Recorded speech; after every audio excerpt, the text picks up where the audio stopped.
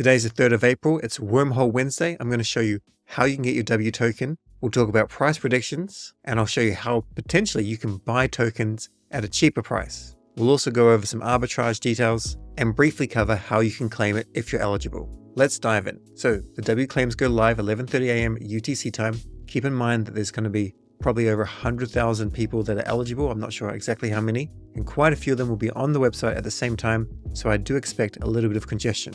Also, daylight savings has changed, so 11:30 a.m. is now different. As an example, it is going to be 12:30 in Lisbon. Now, in terms of a price prediction, I have no idea. Some people have been calling for $3. Typically, just keep in mind that tokens such as PIF and JTO, these tend to go out at a certain level, and then 3 to 4 days after, they reach their peak. I'll quickly show you JTO's token. So this is probably not the best chart to use, or maybe we can actually kind of make it a little bit nicer like this. So launched December 7, I'm assuming it was December 7, and then we had a peak December 9. So 48 hours after it peaked, and then it came on down. And now only just recently has it gone over that level right now.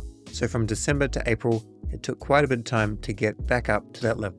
A similar thing happened with PIF. We'll quickly pull this up, go to max, November 20 launch, and November 26 was the high. Then it was down for a few months, and then it started to do well in February. So of course, this is not financial advice, but typically these tokens tend to do well about 2 to 4 days after their actual launch. But we'll discuss strategies a little bit later on.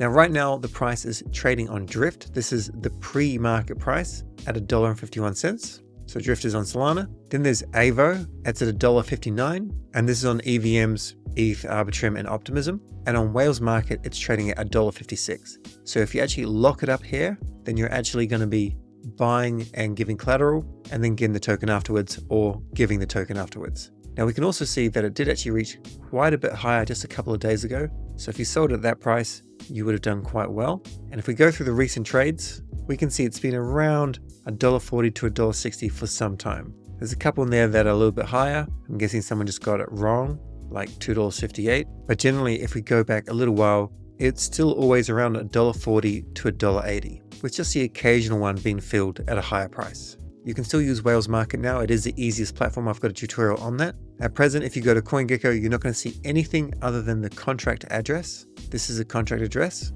I think it will also have an EVM contract, but I'm not totally sure on that. In terms of exchanges listing it, Binance will be listing it, and I imagine we'll see it on Bybit as well, but I actually haven't seen anything that directly confirms it. I know they have the Wormhole token pre-launch, but I haven't seen anything that says it's definitely coming as the actual launch token, but I'm sure it will be.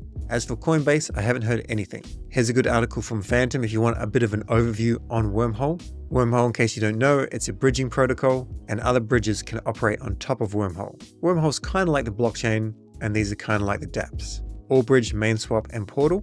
And then the W token is a governance token, and the actual distribution is very decent. The initial circulating supply is 18%. In terms of actually qualifying for the W airdrop, if you had used the bridge in the past before the snapshot date, then you would have been eligible. I'll show you how to check it shortly. And also some mad lads were eligible by joining the Discord, verifying Metrica, and all that sort of jazz. This is the official website. Of course, always check with Twitter, but wormhole.com/airdrop. You can go and check your eligibility here, agree and continue, and put in your network. You can also check your Discord by checking it here, in case, as an example, you got a bonus from DGods or Utes, or Mad Lads. Now, if you have lots of addresses like I do, I've got over 100 random addresses, then check out airdrop.link. This is the Solana Airdrop Checker, but you can also check EVM addresses as well.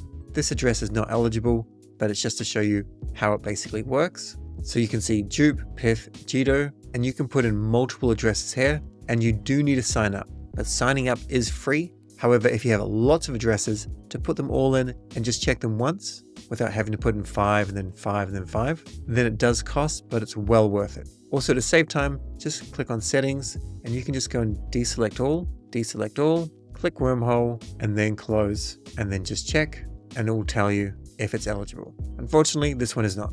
So what's my strategy for trying to get some W tokens cheaper than $1.50? There's no guarantee this will work, but it involves using Meteora. Now, if you go directly to meteora.ag and go to DLMM, if you type in W, you're not going to see the W pools. Or if you can, then they're not easy to see. Maybe we can see them down here, but I'm a little bit confused by this W and then this W. I'm not entirely sure, so I'll skip all these, but I do have the correct ones that I got from Discord. You can check them yourself in Meteora. So we've got a couple of pools set up.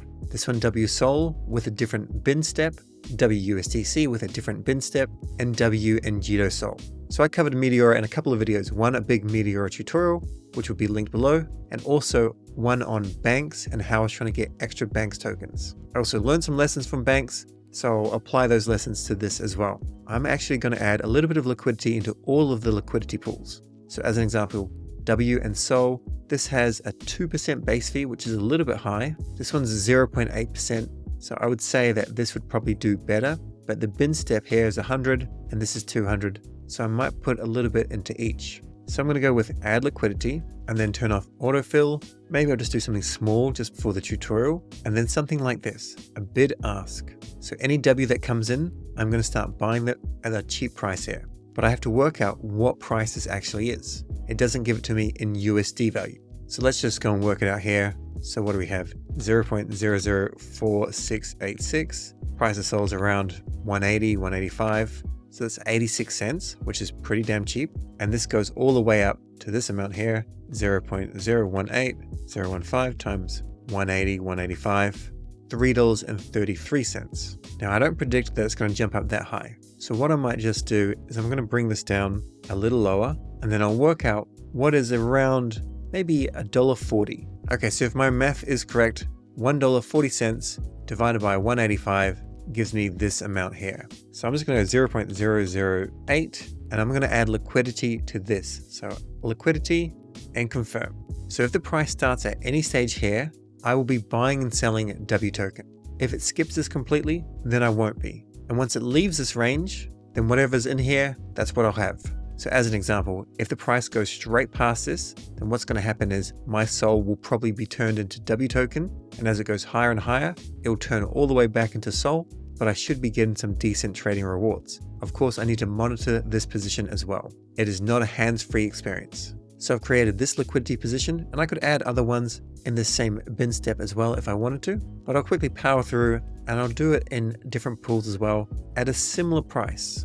So we'll turn off autofill here because of course we can't actually add any W. I'll just go for spot on this occasion, and I'll still bring this down a little bit lower, and there's no way I'm gonna go that high, but maybe we'll go to 0.09. We can't have 70 steps, so this has kind of amended itself, but we'll just go ahead and give ourselves 65, add that liquidity. Spot is a different strategy that's covered in my Meteora tutorial video, but we'll add liquidity here. And you may notice that there was a more than 0.5 Sol. You'll get the extra Sol back when you close the position.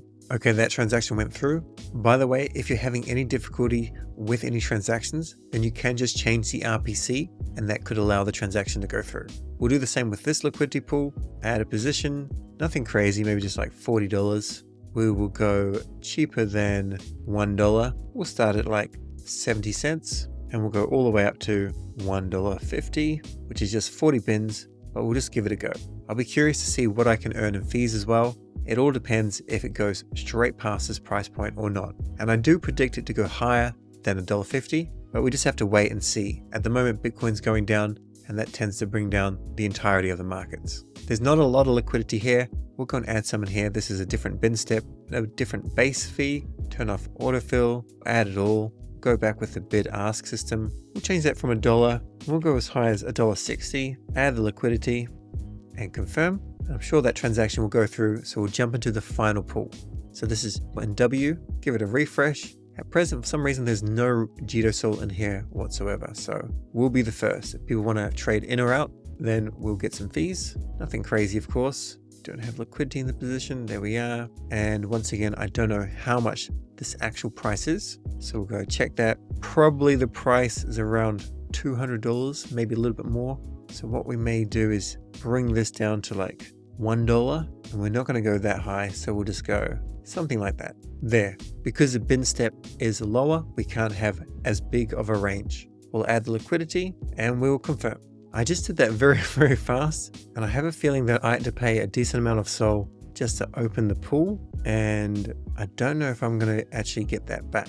So I could have potentially messed up there. I'm not sure there. Let's have a quick look. Maybe we'll learn something. I'll have a look at this recent transaction. Okay, so I did make a mistake there. Being the first person to actually enter into that pool did cost me 0.41 Sol. I have no idea if in any way I will recoup that in the future, but I opened a position and I made a mistake, and that was the cost. So don't do that in the future. And just to make it very obvious, there were 0 funds in this liquidity position. 0 whatsoever. If there's already some funds here, then somebody's already actually paid the money to open the position, to actually open the liquidity pool rather. And then you can just go and pay your $5 worth of Sol or whatever it is to put in your position, and when you close the position, you'll get back your $5 worth of Sol or whatever amount it was. But when you're opening a liquidity pool, as far as I'm aware, I cannot reclaim that. Now let's go into the strategy of trying to set limit orders or DCAing with dupe. So if we go to limit order here, we can't at present actually set these orders, of course, because we don't have them. We've got some Sol. Maybe we can start to actually buy the token, but I'm not sure if it's actually set up correctly yet. We'll go to Wormhole, we'll copy this token address, come back and we'll paste it, but at present it is not registering. But my point here is pretty simple. If you set a limit order to try and buy Wormhole, if there's too much demand, they will not fire. There's too much congestion on Sol, the bots will not be able to get through your transaction.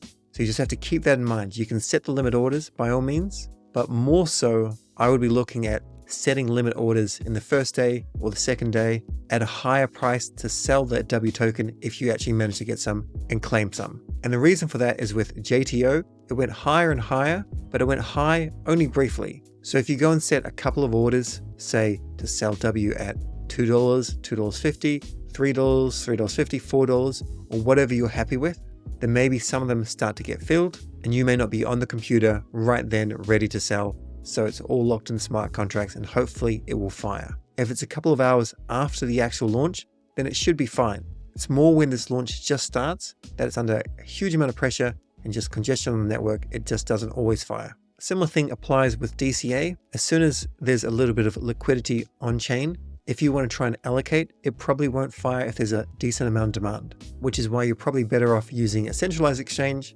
or maybe using Meteora. Now I've also got a tutorial on Drift. Maybe you want to sell or buy on Drift. Otherwise, you can also check out Backpack Exchange and other centralized services. Good luck with your W claim. I hope you got some. And if you try to earn some fees with Meteora, good luck with that as well. But just keep in mind that you may move out of that position range really, really quickly. So you may have to monitor it a couple of times in the first few hours. Also, you get MET points for using Meteora. There's no counter on them at present, but you earn a certain number when you get fees and when you add liquidity. That's all for this video. Catch you in the next one.